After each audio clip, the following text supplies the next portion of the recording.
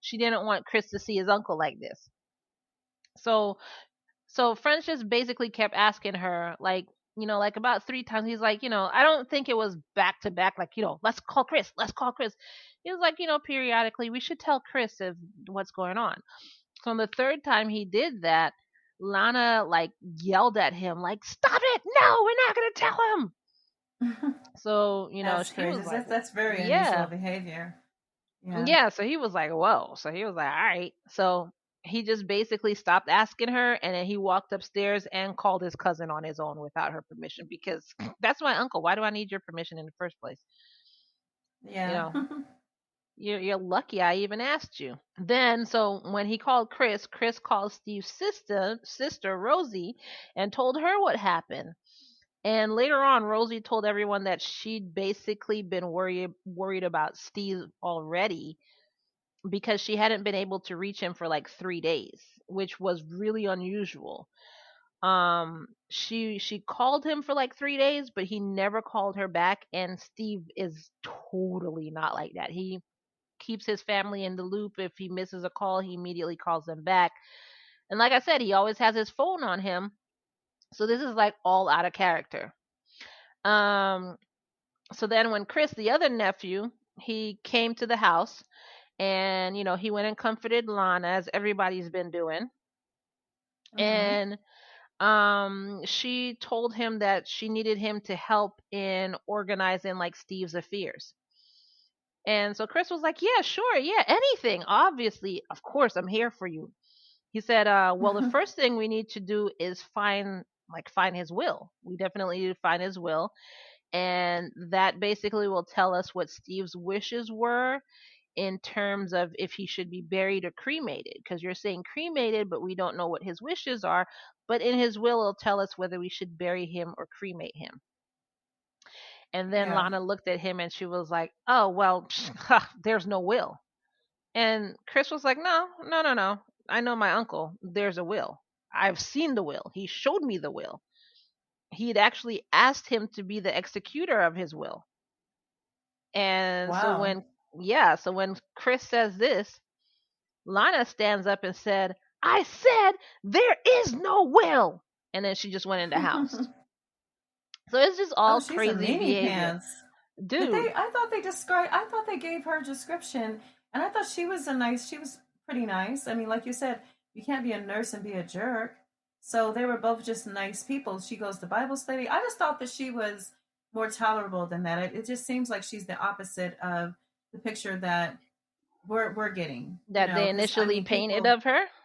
Yeah, yeah, because it's she's more like a demon and very insensitive and cold and selfish and heinous. Because later on, if there's anything that she has to do with this, I'm just not going to ever forgive her. Because it's just so it's just such a turn. You know, it's like what you really want this Yeah. caring, loving wife. Yeah. And in I like mean, 2 seconds, you see how she went back from, oh, help me, to there is no will. or Cremate him. bipolarism. That might explain it. I didn't think of that angle. I She might mean, just be there's that. bipolar. But There's always that. French was watching this whole thing unfold. And then Hmm. when she said that, when he saw that his cousin said there is a will, and she's saying there is no will, suddenly he was like, hmm. And he decided to make sure the family definitely did an autopsy and a Hmm. toxology report. So he Yeah. had to really, try and work to make sure that happened. So, when Lana went into the house, she went into the kitchen now, and she just started telling all these crazy stories about how Steve abused drugs. She Oh, she's trying literally to set him up like he's crazy and he did this to she himself or literally something. used the words, Hmm. he's a hardcore drug abuser. Oh And goodness. Wow. dude, and she's sitting there, she's telling all these stories, and she's laughing. He's like a So secret drug addict because no one ever had an account of this man, taking drugs or being on drugs. I'm sure because they so only she had nice went things, great things to say. right, yeah, Hmm. good things to say about him. So she went from crying being just overwhelmed with everything going on, to going in the house and talking bad about her husband, You're her talking late trash. husband, and Right. while she's trash talking him, she's now laughing. So where'd the grief go? Oh boy. So It was basically, never his there. nephews, his whole family got tired of these stories. And French got up and went upstairs to see, he's an investigator. He just went upstairs to look to see what that area looked like. So when he's upstairs, he was in the room. He said the bed was the worst part of the upstairs area. It was just drenched with pee and, What? yeah. Oh, He she asked wasn't Lana. changing his sheets. He was bedridden He and he asked, was well, sick, he and she asked wasn't. Lana about that, Oh. like, why is the bed like this? And she said, oh, Hmm. Steve does that when he has vertigo. That's just something that happens, Oh, Steve. Oh wow. Oh my gosh. And then when You're she, fired, lady. What kind of nurse are you? right? And then when she noticed that, French was upstairs and he's looking around and everything like that, he asked her that one question. Abruptly, she was like, all right, everybody get up out. You don't got to go home, but you got to get the hell But you out of gotta get here. it out of here. Yeah. So she just abruptly asked everybody to leave. So let's talk a little bit about the relationship a little while. Like you were saying that, Hmm. I heard that it sounded like she was a good person, she was calm, she was a caretaker. So most outside people thought that the couple was in love and happy. So from the outside, third party viewer, people who are not really around them, this is what it looked like. But if you spoke to people who spent like a lot of time with them, like their vet, for instance, who took care of their dogs at the mansion. So it's not like they took the dogs to a vet. No, this guy came to their house. So if you ask this guy who spent a lot of time with them, they weren't a loving couple. He actually often wondered why they were even married. And he said Oh the wow. weirdest, yeah, he said the weirdest thing was that whenever Steve was in the room, Lana just didn't speak at all. And It's like she didn't like him, maybe. I don't know, but Sean, I'm about to blow your mind though. You ready for this one? You sitting down? You ready? Oh yeah, I'm ready.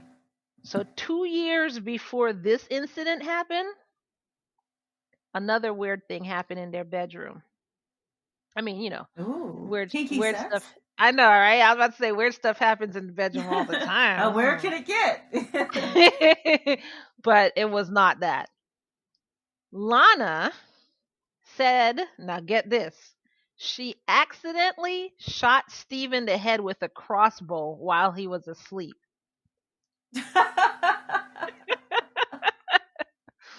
But Oh yeah, you're right. That definitely hit me in the head. No pun intended. I didn't expect that. I don't even know. but I don't even know where to go with that. What does that mean? Like dude, how do you just accidentally? Okay, how do you where so many questions. Where did the crossbow come so from? many. How do you accidentally load a Yeah, crossbow? Do you know how hard it is to load a crossbow? it's not even easy to find one depending on where you are. Like you just just go. What you go Okay, to Walmart? Like you let's don't say just Steve let's say Steve's rich and he just has a crossbow because he likes happen to Game of have. Thrones Yeah, or whatever. maybe Was that's Game of his. Thrones even Yeah, played in 2010? I don't even know. Okay, that's a good question. Trivia let's say he wise. likes Hmm. Lord of the Rings or whatever. So he Yeah. bought a crossbow so he could feel like he's Legolas or whatever. So he has a crossbow. Um, but I'm pretty sure he doesn't store the crossbow in the room. But let's say I would for seriously doubt it. But let's just say it was in the closet for whatever reason, yeah, or let's even just on the say that. wall, or even on the wall. I'm Hmm. pretty sure this crossbow then is not loaded. So Right. she had to load the crossbow, which is hard work. And then how do you just accidentally like, oops, my finger slipped and it was just how? Yeah, I don't I'm know. practicing my game here. Just But brushing up, sharpening my skills. And oops, yeah. yeah, right. I was like, I just wanted to be a fairy for one night, and you just happened to be sleeping, and I don't know what happened. My finger slipped. I don't know. But Oh my anyways, gosh.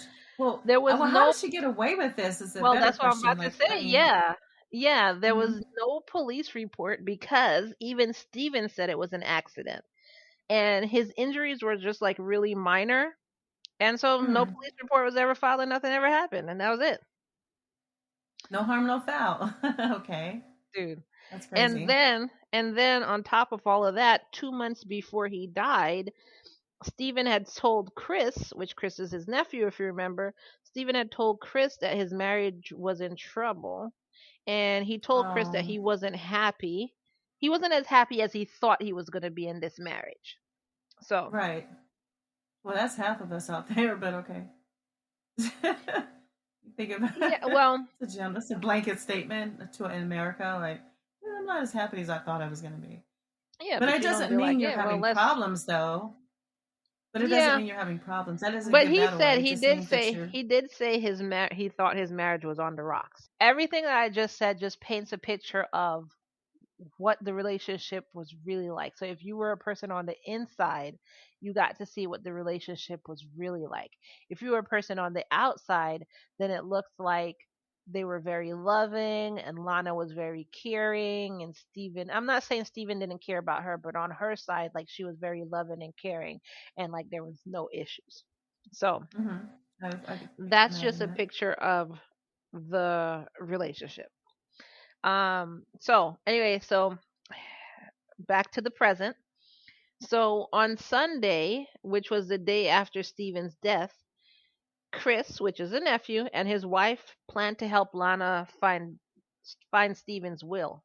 They called Lana, but she said, "No, no, no, don't come." She was like, "This is my house. He was my husband.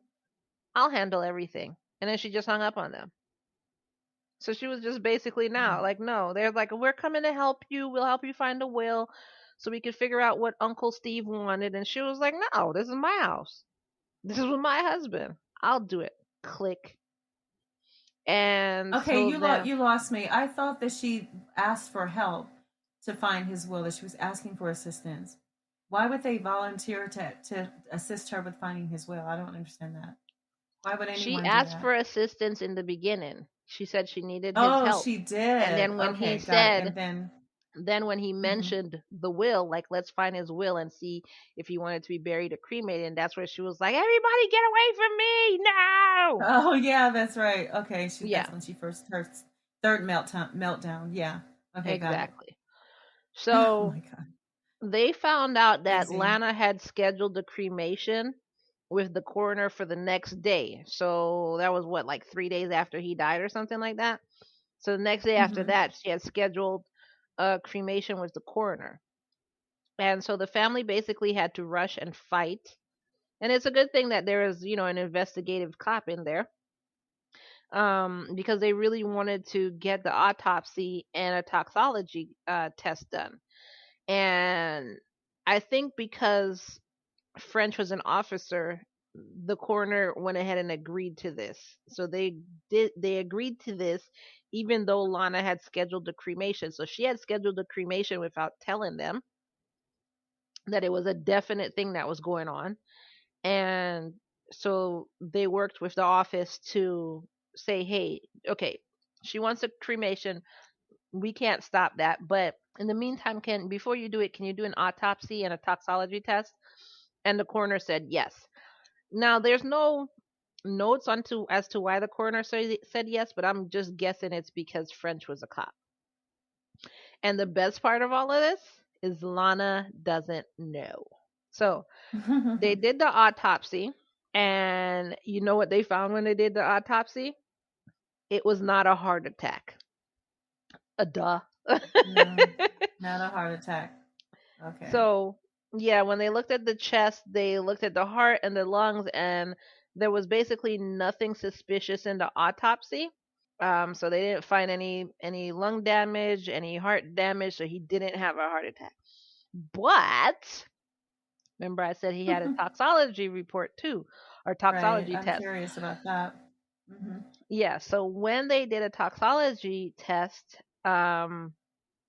the results came back and said that she was lying that he was a hardcore drug user because there were no drugs in his system. But there was